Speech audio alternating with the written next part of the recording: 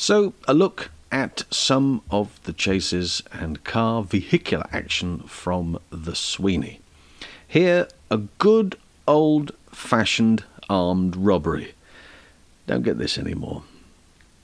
It's all a computer mob these days. Behind the wheel, stuntman Les Crawford. Not a great example there, but take my word for it. Les Crawford behind the wheel.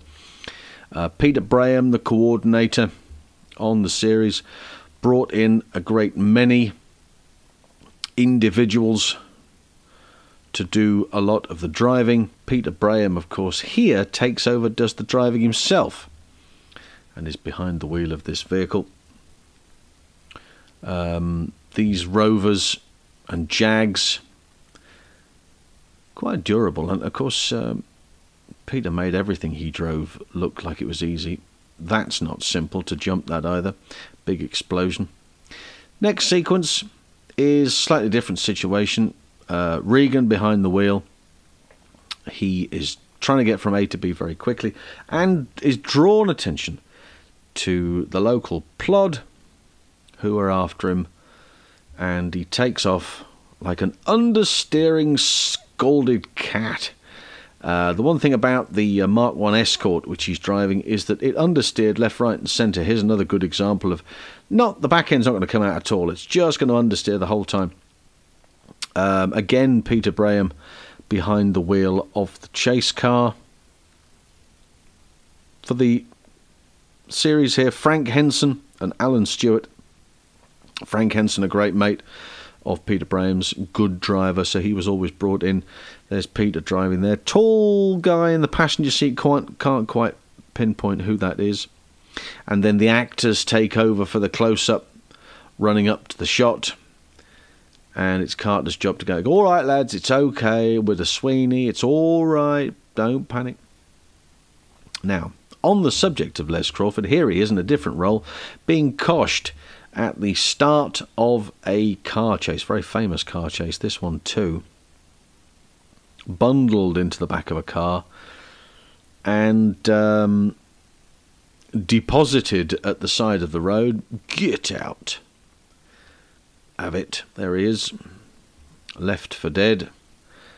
And the boys here decide, spin the car round, the two lads will get out, and the driver will then be responsible for losing the Sweeney. Behind the wheel of the car is stuntman Rocky Taylor. Mark Boyle and Terry York are the two guys in the car here. Dennis Waterman is the actual passenger in the back of that car. But for the close-ups, and some of the driving done,